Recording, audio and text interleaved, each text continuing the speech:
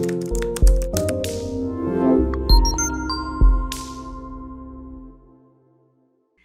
is Valerie VanBooven with the Senior Care Industry NetCast, where leaders with 3 or more years in the senior care industry share their advice. So let's get to it.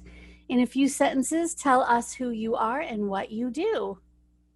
I'm Pat VanGalen. I've been in the movement profession, oh my gosh, as a trainer, teacher, coach since I graduated from college in 1976. So been at it for a long time, the full pre-K all the way to frail. Everything to do with movement, health promotion, health awareness, all that kind of stuff. So, yep, long time, full spectrum, and still very passionate about it and not slowing down. And what do you do now? What's your... Oh my God, I still train and teach people. I coach athletes. I write, I lecture, I do continuing education. I do anything possible to keep people moving for as long as possible. Awesome. That is definitely the key to good health. Movement and what you put in your mouth, right? Oh my gosh, yes, definitely. Yes. Uh-huh. All right. Well, what is the best thing about serving seniors and sometimes their families too, I'm sure? We basically change the way they age. I think we have so much influence as a trainer, coach, teacher to change the trajectory of that aging curve. We change how they live. We give them confidence, competence, so they can live their lives and not think and not be fearful all the time of, oh my God, what if I fall, or what if this, or what if that? I can't do that. No. We do the complete opposite. We boost them up. Mm-hmm. And people have a false conception of what is moving well. It's not just about in the gym. Anything you do to train people needs to transfer outside the gym. And this is probably one of the things we've been dealing with as an industry for a very long time. It's not about fat loss. It's about moving, and moving where you want to move, at home, outdoors, with your grandkids, caregiving, playing, whatever, competition. It's all about that. So it's prepping them for that. Prep and prehab for the long haul. That's what I say. Well, that's a good one. Yeah, that's awesome. All right, let's talk a little bit about online marketing. We were just chit-chatting earlier about how challenging tech can be. So the world has changed a little bit, and we're not as able to meet in person, or maybe we can, but we have to be very careful. Mm-hmm. So online marketing has become more important. What are your thoughts about online marketing? It's a must. And remember, I'm of the generation that didn't have any of this. It's an absolute must. And I've been forced by peers and colleagues who are typically younger than I am. Pat, you have to do LinkedIn. Pat, you have to do Instagram. Pat, you have to do a website. So I've been doing those things, but my kids are all grown up, and usually your kids help you with this stuff. So I've had to rely on people, younger people to help me with that stuff. I'm still nowhere near what the possibilities are, but it's a must. I'm forced into it. I still train people online. I mean, I'm doing Zoom coaching people, but it's people I've already known. It's not like newbies. So, there's nothing like the face-to-face personal contact, especially in my field of movement. But it certainly helps. It plugs a hole, but I don't think you can survive today unless you adapt. And I would agree. I think you really need to at least try something new and try to learn something new. And Zoom is actually, or whatever platform you want to use, is actually half the battle, because it's the most, it's one of the most challenging, and it definitely requires a little setup, a little knowledge, but it's, it's doable. I like what it does for things like continuing education. You can't go to a conference, or maybe even before the whole virus thing. It's helpful for that kind of things, but man, the sitting is brutal. Yeah. The sitting. Yeah, it's worse than before. Definitely. Yes, absolutely. So, it does take a toll. Absolutely. All right, let's go back to your wisdom about people who've been an influence on you in your life, or organizations. So I'm sure there are other successful leaders, or maybe just humans in general who have been an influence on you or have been mentors to you in your lifetime, or maybe an organization. Would you like to give a shout out to anybody? Sure. First of all, my pops, my dad. We were raised to move, whether Mhm. it was physical labor and chores, whether it was swinging on ropes, whether ever, all four seasons go. And Mhm. there was nothing, I mean, that's just the way it was. He's a World War II vet. So that's the greatest generation. Yep. So definitely pops. Um, Organizations, I would say it started really at Springfield College as a physical education major, because the thing about physical education, it's the full movement spectrum. It's not just training, which is one piece of this pie. It's dance, it's sport, it's adventure, it's play, it's competition, it's tactical stuff. It's all of it. And so the training piece is this, the movement pie is huge. So I would say the whole spirit, mind, and body approach to total health there. And then now I'm going back, Valerie. Back in the 70s was Ken Cooper, the Aerobic Institute, and the American College of Sports Medicine. So they were the first ones doing the research to see, whoa, if you're active, you're going to be healthier. And that's where it all mushroomed. And then oh my gosh, I've been in it so long, but other organizations I would say would be the Gray Institute. I would say Mike Boyle, strength and conditioning. I would say Verm Gambetta. These are people who started with the concept of functional training. What are you training for? It's not about looks. It's not about fat loss. It's about moving so you can be healthier for a longer time. Yeah. And then it just continues along the way. I mean, I learn something new every single day. Every client, every coach, every teacher, I try to keep learning. Do not stop learning.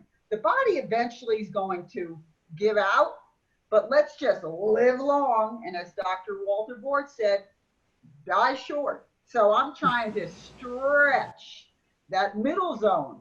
How can we stretch that healthy zone out? Because we're living longer. You know, you're in the profession. We are living longer. So Absolutely. anything we can do to stretch that out. And to be honest with you, it really starts in childhood. But by the time you're 35, you're a full grown adult.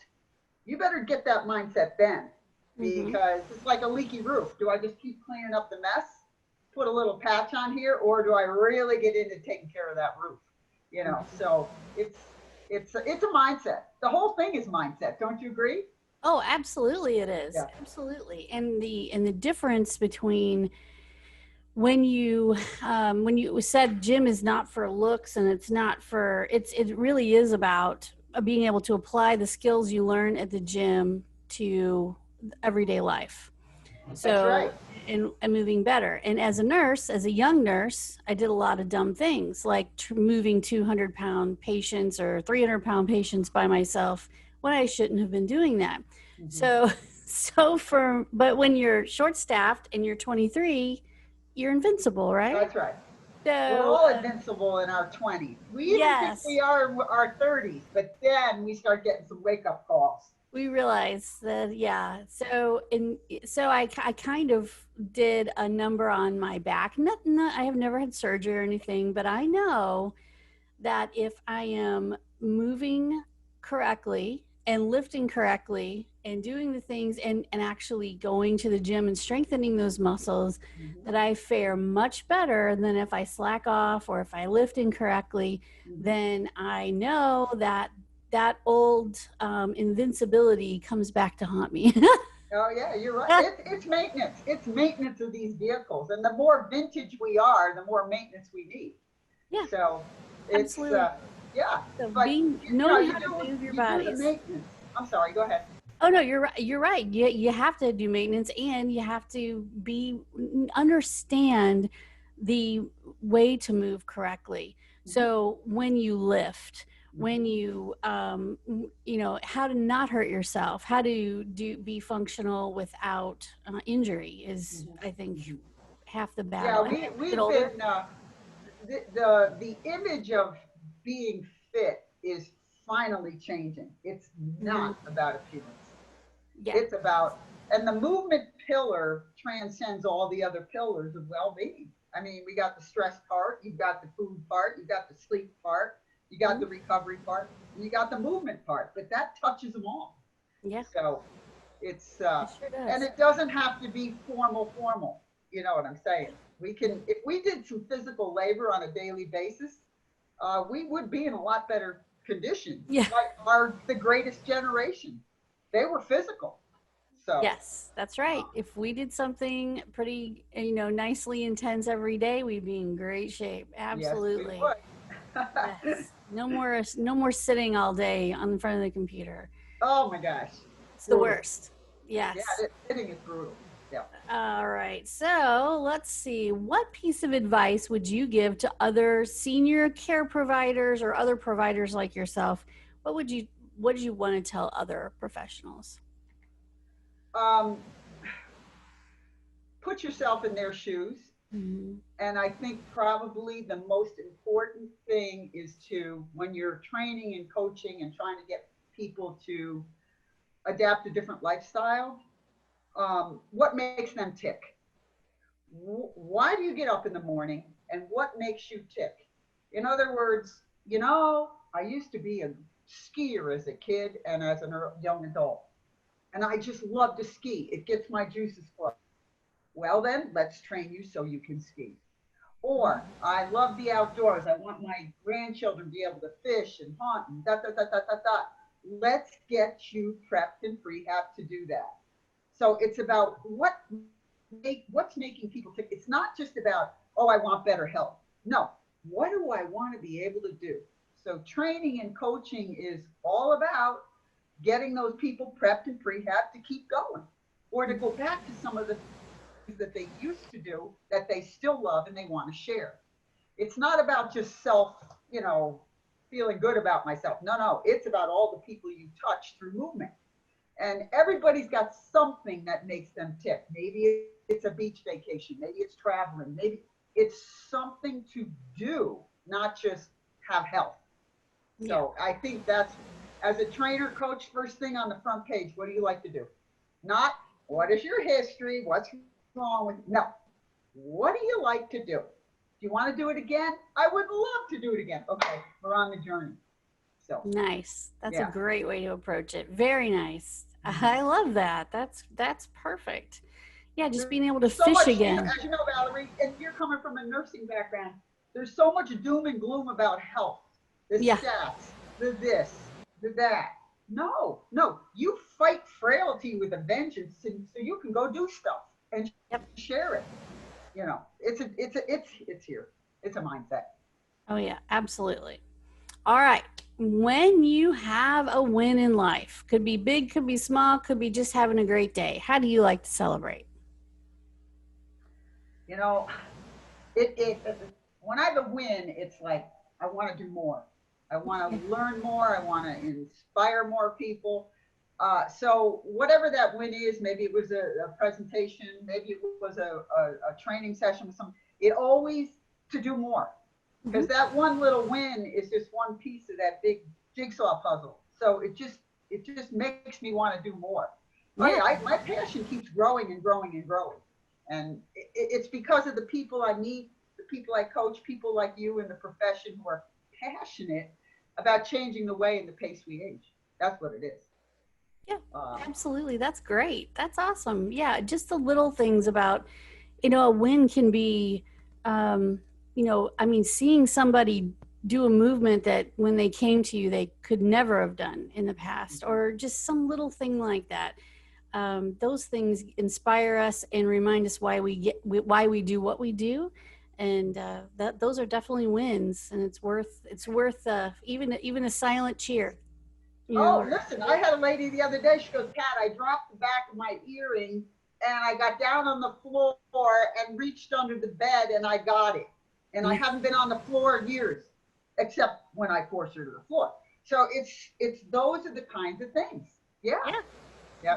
You living your life. Absolutely. Well, that's great. Well, you did a wonderful job. Thank you so much for being on the show. This is all about sharing our wisdom and sharing what we do and how we can make the lives of our clients better, but also be better professionals in whatever industry we serve. So thank you very much. And Valerie, thank you for having me.